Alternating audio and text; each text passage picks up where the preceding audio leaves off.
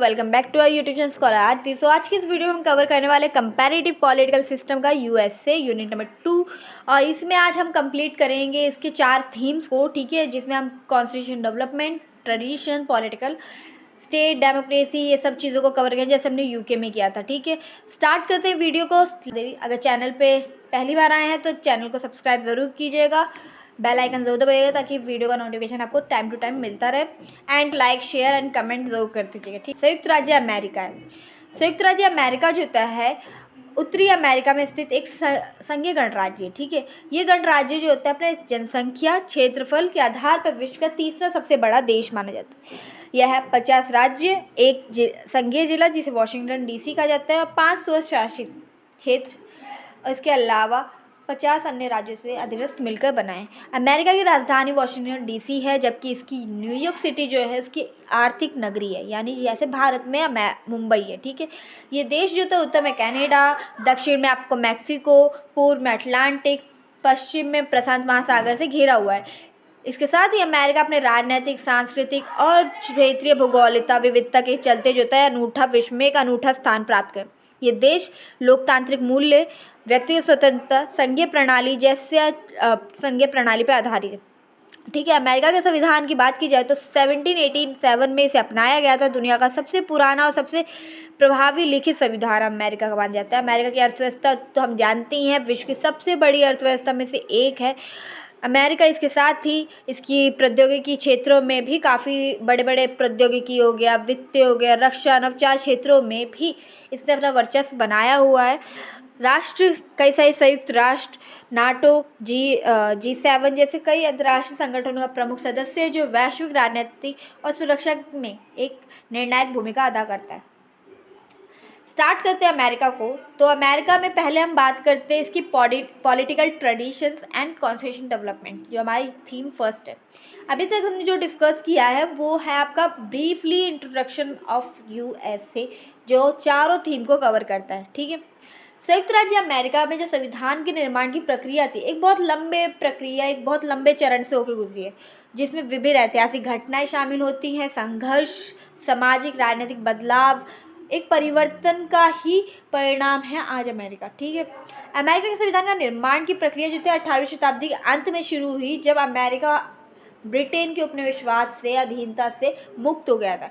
शुरुआत में अमेरिका ने अपने संविधान को नहीं अपनाया था, उसकी जगह पे जो होता है एक आर्टिकल के तहत अपने यहाँ पे एक ढीला संघीय प्रणाली ढांचे का निर्माण किया था। उसके बाद उसने फील किया कि केंद्र सरकार की शक्तियाँ बहुत ही सीमित हो गई हैं और प्रांत सरकार को अधिक स्वायत्तता दी गई है, जिससे क्या हो रहा था कि कई समस्याएं उत्पन्न होने लग रही थी, जैसे राष्ट्रीय एकता में कमी आ रही थी, आर्थिक अस्थिरता हो रही थी, और ऐसे में उन्हें फील हुआ कि हमें केंद्र को मजबूत करना चाहिए।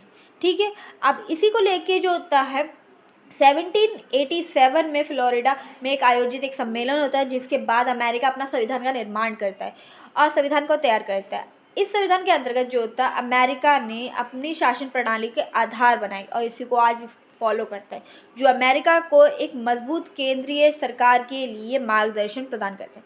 लेकिन साथ ही इसमें जो है संघीय सिद्धांत भी अपनाया गया है, जिससे राज्य सरकार को भी एक महत्वपूर्ण भूमिका दी जा सके। ठीक है, संविधान के अनुसार जो होता है अमेरिका की सरकार 3 प्रमुख अंगों में बांटी गई है, कार्यपालिका, न्यायपालिका, विधायिका।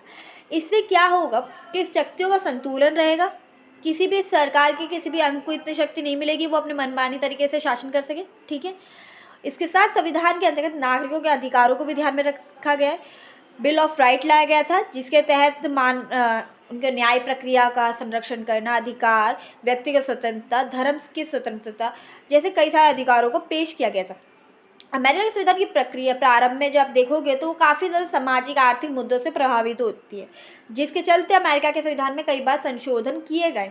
सबसे पहला संविधान संशोधन जो होता है अमेरिका में वो होता है 1865 में 13वां संविधान संशोधन, जो कि हुआ था गुलामी और अनैच्छिक दासता को समाप्त करने के लिए, यानी बिना आपकी परमिशन के आपसे कोई भी जबरन काम नहीं करवा सकता है। अगर वो करवाता है तो वो इनलीगल है, गैर कानूनी है। इसके बाद 14वां और 15वां संविधान संशोधन होता है, जो समानता और मतदान अधिकार जो होते हैं उसको लेकर हुआ था। ठीक है, अमेरिका के संविधान का विकास केवल विधायी संशोधन के द्वारा ही नहीं बल्कि समय समय पर न्यायालय द्वारा जो फैसले लिए गए थे उसके माध्यम से भी इसके संविधान की व्याख्या होती रही कि हमारे संविधान में क्या क्या चीज़ें और ऐड होंगी जिससे हमें जो कि हमें एक अच्छा एक अंतर्राष्ट्रीय स्तर पे एक अनूठे देश बनने में मदद करेगी। ठीक है, अमेरिका के संविधान का विकास एक महत्वपूर्ण उदाहरण जो देखने को मिलता है वो 1803 में हमें मिलता है, जो कि मामला एक सुप्रीम कोर्ट का मामला था जिसने सर्वोच्च न्यायालय की शक्ति को स्थापित किया। भविष्य में न्यायालय द्वारा जो संविधान की व्याख्या की जाती है उसके अधिकार को मजबूत किया। ठीक है, इसके बाद अमेरिका के संविधान में कई महत्वपूर्ण संशोधन होते हैं, जैसे 19वां संविधान संशोधन होता है जो महिलाओं के मतदान अधिकार को लेकर होता है। इसके बाद 1960 से 1970 के दशक तक नागरिक अधिकार आंदोलन चलाए जाते हैं, जिसके परिणाम स्वरूप 24वां और 26वां संविधान संशोधन होता है नागरिकों के अधिकारों को लेकर, उनके मतदान, उनके पार्टिसिपेशन को लेकर। ठीक है, संविधान की प्रक्रिया समय समय पर देखने को मिलती रही है कि कैसे इसका विकास होता रहा है। अगर बात करें तो अमेरिका का संविधान जो है केवल एक दस्तावेज नहीं है, बल्कि वहाँ के समाज की बदलती हुई तस्वीर है जो उसको जीवंत, उसकी सांस्कृतिक, उसकी राजनीतिक, सामाजिक जीवित और उसकी बदलती ताकत को दर्शाता है। ठीक है, अब संयुक्त राज्य अमेरिका के संविधान में पहले कुछ दशकों के दौरान ही इसे व्याख्या को लेकर और इसे लागू करने को लेकर काफ़ी ज़्यादा विवाद था कि कैसे हम इसको डिस्क्राइब करेंगे, कि ब्रिटेन की अगर हम कॉपी करते तो हम इनडायरेक्टली हम ब्रिटेन को ही फॉलो कर रहे हैं, तो हम कैसे ब्रिटेन से अपने आप को अलग कर सकते हैं, कैसे इसको लागू करें कि लोग भी इसको इम्प्लीमेंट कर इसको अपनाएं। ठीक है, एक और जहाँ संविधान मजबूत और केंद्र सरकार के रूप में देखा गया कि संविधान के थ्रू हम केंद्र मजबूत करेंगे, वही दूसरे वो ये महसूस किया गया कि केंद्र अगर मजबूत कर देंगे हम सादा तो राज्य सरकार की शक्तियाँ बहुत सीमित हो जाएंगी, उसके अधिकारों का क्या होगा। तो ऐसे में इस मतभेद को, इस विवाद को सुलझाने के लिए क्या किया गया, अब संयुक्त राज्य अमेरिका के संविधान में चेक एंड बैलेंस प्रणाली को शामिल किया गया जो संघीय प्रणाली पर आधारित थी। इसमें क्या था कि संयुक्त केंद्र सरकार और राज्य सरकार के अधिकारों को, उनके कार्यों को बांट दिया गया कि क्षेत्रों में डिवाइड कर दिया। ठीक है, अब ये व्यवस्था राष्ट्रपति, कांग्रेस, सुप्रीम कोर्ट के बीच शक्तियों का विभाजन बनाए रखने के लिए था। ठीक है, उसके बाद 1950 से 1960 के बीच में आते हैं। अमेरिका में नागरिक अधिकारों के लिए संघर्ष होते हैं कि नागरिकों को क्या अधिकार दिए जाएंगे ताकि नागरिक को भी रहे कि हम फ्री हुए, नहीं तो ये होगा ना कि हम तो उनसे छूटे तो दूसरों ने हम पे कब्जा कर लिया, है ना। उसके बाद 1964 में नागरिक अधिकारों आंदोलन जो हुआ था उसके परिणाम स्वरूप कांग्रेस ने नागरिक अधिकार कानून एक्ट जो था उसको पारित किया, जिसमें नस्लीय भेदभाव को समाप्त किया गया और उसके खिलाफ ठीक है, साथ साथ वोटिंग राइट्स को पारित किया गया, मतदान अधिकार को, और नस्लीय भेदभाव को समाप्त करने के लिए कानूनी ढांचा भी प्रदान किया गया। अगर आपके साथ कोई ऐसा आपके रंग रूप पर ठीक है भेदभाव करता है तो आप लीगल एक्शन ले सकते हो स्ट्रिक्टली।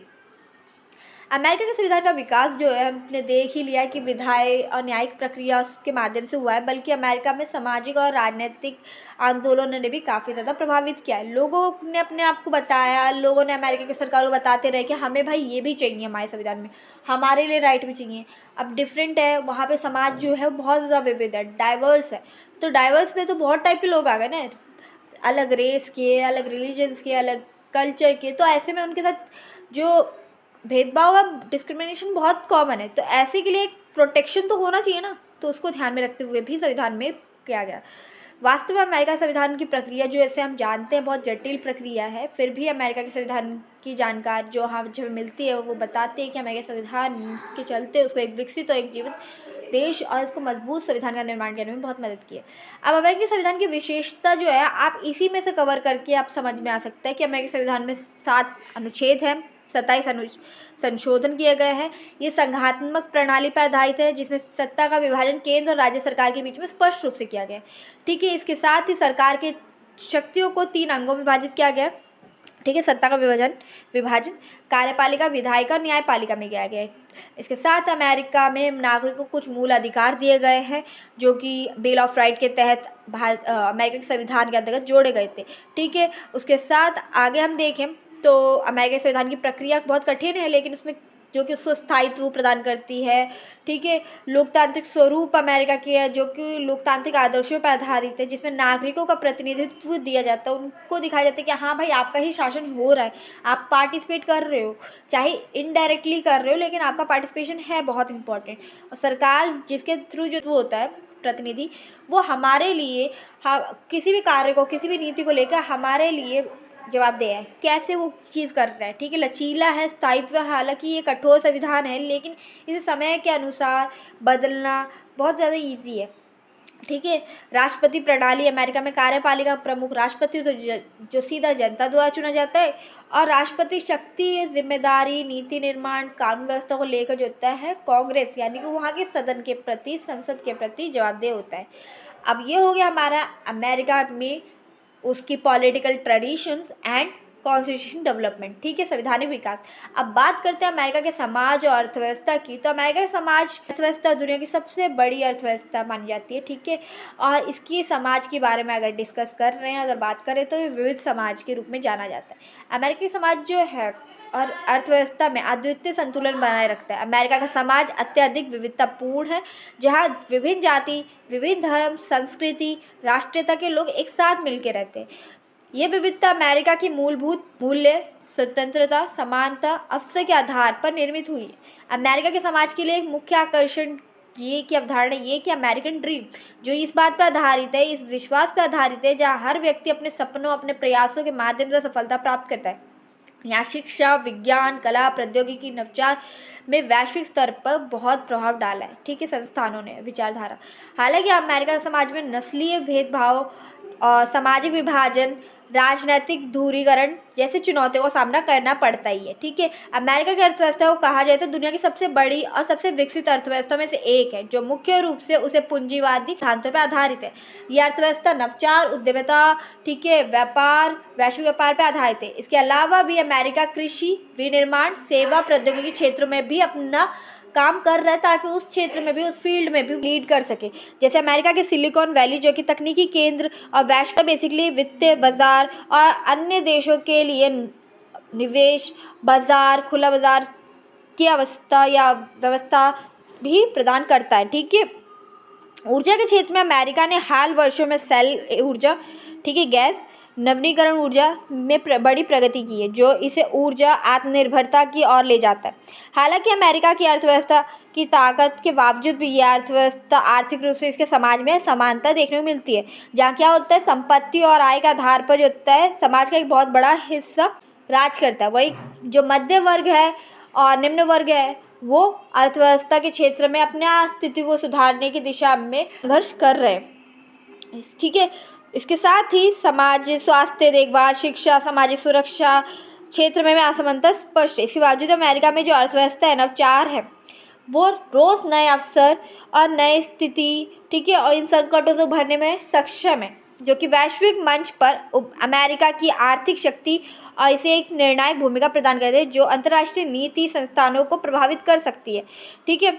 अमेरिका की समाज और अर्थव्यवस्था एक दूसरे से काफ़ी गहराई से जुड़े हुए हैं, जो कि क्योंकि अमेरिका डाइवर्सिटी है, ठीक है, सांस्कृति, उद्यमशीलता की भावना जो होती है आर्थिक विकास की आधारशिला का काम करती है। इसके विपरीत आर्थिक प्रगति सामाजिक ढांचे को सशक्त बनाती है, जिसमें हर किसी के पास अच्छा खासा इनकम है कि वो अपनी लिवलीहुड अच्छी कर सके, ठीक है।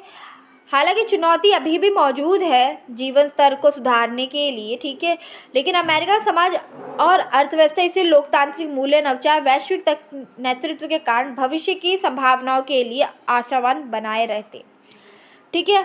नस्लीय भेदभाव, सामाजिक असमानता अभी भी अमेरिका के समाज की सबसे बड़ी समस्या बनी हुई है, जिसका समाधान निरंतर चुनौती है कि कैसे इसको जड़ से समाप्त किया जाए। इसके बावजूद भी अमेरिका समाज अपनी स्वतंत्रता, लोकतांत्रिक सिद्धांतों, अवसरों के कारण वैश्विक स्तर पर एक प्रेरणा का स्रोत बना हुआ है, ठीक है। अमेरिका में पार्टी सिस्टम, देखो अमेरिका में पार्टी सिस्टम की बात कीजिए तो अमेरिका की पार्टी प्रणाली अपनाई गई है, वो 2 दलीय प्रणाली है, 2 पार्टी सिस्टम है, ठीक है, जो कि डेमोक्रेटिक और रिपब्लिक 2 पार्टियों के इर्द गिर्द घूमती है, जिसके कारण जो होता है अमेरिका की राजनीतिक स्थिरता और जो प्रतिस्पर्धा स्पष्ट रूप से दिखाई देती है। इन 2 दलों की जो विचारधारा है, नीतियां हैं, सामाजिक आर्थिक दृष्टिकोण से भिन्न रखती है, एक दूसरे से काफ़ी ज़्यादा डिफरेंट है।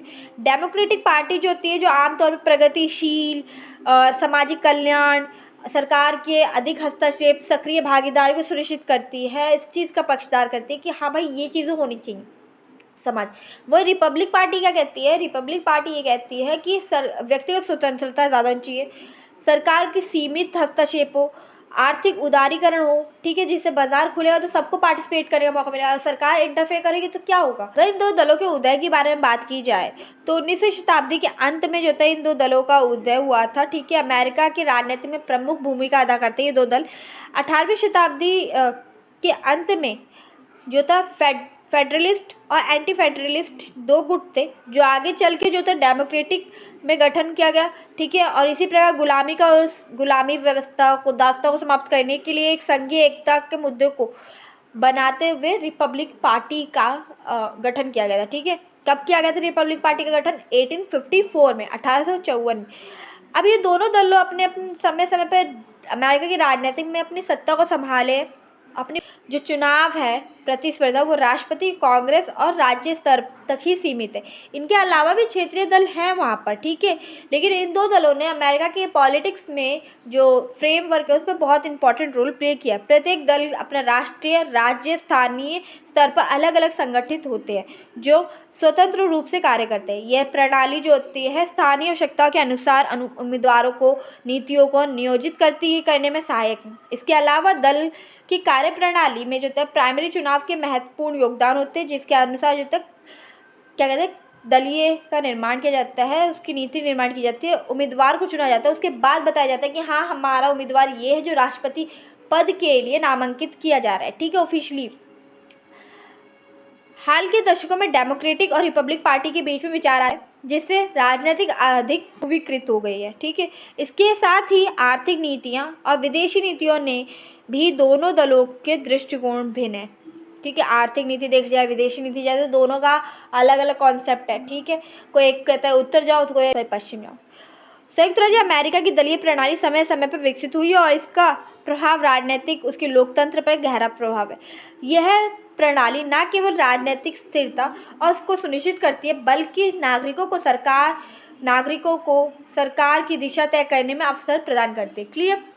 हालांकि दो प्रमुख दलों के प्रभुत्व ने कभी कभी राजनीतिक बहस को सीमित किया, लेकिन ये प्रणाली अमेरिकी राजनीतिक में सहमति और प्रतिस्पर्धा का संतुलन बनाए रखने में सफल है। अमेरिका में राजनीतिक दलीय प्रणाली की विशेषता की बात कर ली जाए तो अमेरिका में दलीय में अपनी विशेषता और लोकतांत्रिक ढांचे के लिए जानी जाती है। यह प्रणाली जो होता है दो दलीय प्रणाली के रूप में विकसित है, जिसमें एक पार्टी डेमोक्रेटिक है, एक पार्टी रिपब्लिकन पार्टी है, ठीक है। इसकी विचारधाराएं अलग हैं, सामाजिक आर्थिक नीति और में व्यापक दायरों को कवर करती है। विचारात्मक अंतर हमने देख ही लिया कि कैसे है। एक जो है कहती है कि सरकार का हस्तक्षेप ज़्यादा होना चाहिए, एक कहती है कि नहीं होना चाहिए। एक व्यक्तिगत पूंजीवाद को फोर्स करती है तो एक कल्याणकारी राज्य का निर्माण करने में ध्यान देती है, ठीक है। इसके साथ ही निर्वाचन मंडल की बात की जाए तो राष्ट्रपति के चुनाव में निर्वाचन मंडल का महत्व होता है, जो कि चुनाव प्रणाली को दो दलीय व्यवस्था की ओर झुकाव देते। ये छोटे दलों के लिए राष्ट्रपति पद जीतना कठिन बनाते। क्लियर। तो अब आगे कंटिन्यू करते हैं। तो इतनी विशेषता आप लिख देते हैं पॉलिटिक्स में कि यूएसए के राजनीतिक दल की यानी पॉलिटिकल पार्टी के क्या क्या फीचर्स हैं, और ये हिस्ट्री तो इनफ है, ठीक है। क्योंकि सेपरेट क्वेश्चन पूछा जाता है तो आपसे कि अमेरिका की पार्टी सिस्टम के बारे में लिखिए, तो पार्टी सिस्टम में आपको उसके फीचर्स भी लिखने पड़ेंगे। क्लियर। आप सिर्फ हिस्ट्री लिख दोगे, उनकी पार्टी की विचारधारा लिख देंगे तो होगा आंसर आपका, ठीक है। तो आगे बढ़ते हैं। अब बात करते हैं अमेरिका में चुनावी प्रणाली किस प्रकार से है, ठीक है। अमेरिका की जो चुनावी प्रणाली एक जटिल और बहुस्तरीय प्रणाली में से एक है, ठीक है। अलग स्तरों पे अमेरिका में पार्टी चुनावी प्रणाली होती है, पार्टी सिस्टम होता है, जिसमें संघीय, राज्य, स्थानीय स्तर पर चुनाव आयोजित किए जाते हैं। ये चुनावी प्रणाली की बुनियादी संरचना को कायम रखते हैं, ठीक है। ये प्रणाली जो होता है लोकतंत्र की बुनियादी संरचना को कायम रखते हैं, जिसमें जनता का पार्टिसिपेशन हो, नागरिक को राजनीतिक निर्णय में भाग लेने का अवसर प्रदान करते हैं। अमेरिकी चुनाव प्रणाली का सबसे प्रमुख पहलू उसका निर्वाचन मंडल यानी इलेक्शन, जिसका उपयोग राष्ट्रपति चुनाव में किया जाता है। राष्ट्रपति का चुनाव सीधे जनता द्वारा नहीं किया जाता, बल्कि निर्वाचन मंडल के सदस्य द्वारा होता है, जो प्रत्येक राज्य की जनसंख्या संसदीय प्रतिनिधित्व के आधार पर होती है। ये प्रणाली अमेरिका के संघीय ढांचे को बनाए रखने और राज्य के बीच संतुलन सुनिश्चित करने के लिए बनाई गई है। लेकिन समय समय पर जो होता है इसकी आलोचना भी होती है कि कैसे यह है। अमेरिका में जो होता है चुनावी प्रणाली का संचालित किया जाता है कि अमेरिका में किस पार्टी के थ्रू किया जाता है, वो है first post the pass system, यानी जो सबसे आगे आता है उसी को विजयी करते जाते हैं। जैसे यूएसए में था। इस तरह से सर्वाधिक वोट पाने वाले उम्मीदवार को विजेता घोषित किया जाता है। इस प्रणाली ने मुख्य रूप से दो प्रमुख राजनीतिक दल रिपब्लिक और डेमोक्रेटिक के प्रभुत्व को बढ़ावा दिया, बल्कि छोटे और तीसरे जितने भी अन्य दल होते हैं राजनीतिक रूप से उन्हें सीमित कर दिया। हालांकि स्वतंत्र उम्मीदवार और छोटे दलों भी चुनाव में भाग लेते हैं, लेकिन उनका प्रभाव आमतौर पर स्थानीय स्तर तक ही रहता है, यानी वो है तो, लेकिन वो अंतर्राष्ट्रीय राष्ट्रीय स्तर पर पार्टिसिपेट नहीं कर सकते। ठीक है, इसमें सबसे पहले प्राइमरी और कॉक्स जिनके माध्यम से राजनीतिक दल अपने राष्ट्रपति पद के उम्मीदवारों को चयनित करती है। प्राइमरी चुनाव राज्य के होते हैं द्वारा संचालित होता है, जबकि कॉक्स दलों द्वारा आयोजित बैठक के माध्यम से होता है। इस प्राथमिक चुनाव में जो होता है बड़े सम्मेलन आयोजित किया जाता है, जहाँ पार्टी अपने उम्मीदवारों को औपचारिक रूप से नामांकित करती है। इसके बाद आम चुनाव होते हैं जो नवंबर के। चुनावी प्रणाली में मतदाता पंजीकृत सबसे महत्वपूर्ण है कि अगर आप वोट कर रहे हो तो आपका पहले रजिस्ट्रेशन हो चाहिए। अमेरिका में मतदान स्वयं पंजीकृत नहीं होते, मतदाता जितने भी होते हैं अपने आप सेल्फ रजिस्टर्ड नहीं होते हैं, बल्कि उनको खुद अपना पंजीकरण करना।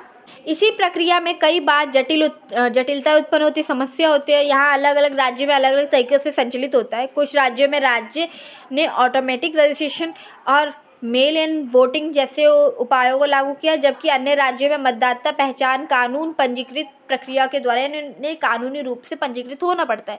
तो अमेरिका चुनाव प्रणाली में electronic voting machine, paper ballets का प्रयोग किया जाता है, और हाल में ही साइबर सिक्योरिटी देखते हुए जो होता है इसको मजबूत करने, इसको सुरक्षित करने की, स्वतंत्र निष्पक्ष रूप से चुनाव हो सके अमेरिका में, वो कैसे हो, इस चीज़ पे मजबूत करने का प्रयास किया गया। बीच में जब कोरोना टाइम था, कोविड महामारी का टाइम था, तो उस दौरान चुनाव के लिए डाक मत पत्र का व्यापक रूप से प्रयोग किया, जिसके चुनाव प्रक्रिया को अधिक समावेशी बनाया, लेकिन इस पर राजनीतिक विवाद हुआ।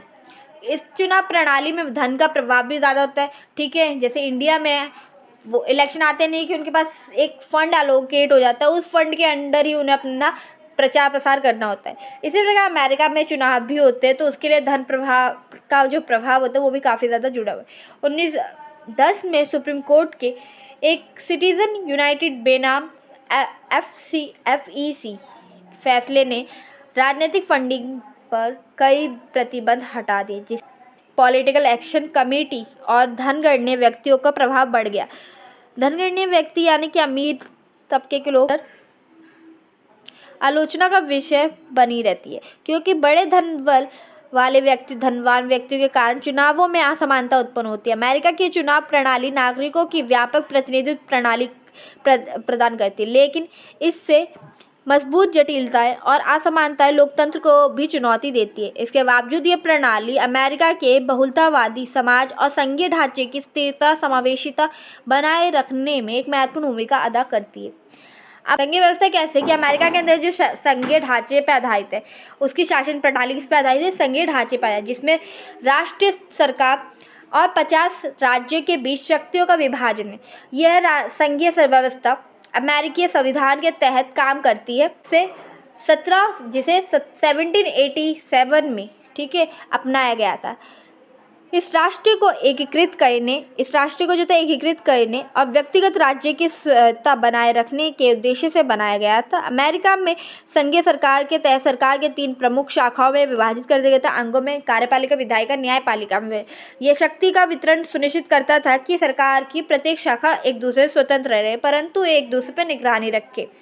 संघीय प्रणाली में राष्ट्रीय सरकार के पास रक्षा, विदेश और मौद्रिक यानी वित्तीय मामले होते थे, जबकि राज्य सरकार शिक्षा, कानून प्रवर्तक, स्थानीय शासन संबंधित मामलों में स्वायत्तता प्राप्ति। अमेरिका के संघीय ढांचा विविध और स्थानीय आवश्यकताओं को ध्यान में रखते हुए बनाया गया। प्रत्येक राज्य का अपना एक लिखित संविधान, बेसिकली अपना संविधान, न्यायपालिका, विधायिका होती थी, और वह अपने नागरिकों के लिए कानून नीति निर्धारण करने के लिए स्वतंत्र थे।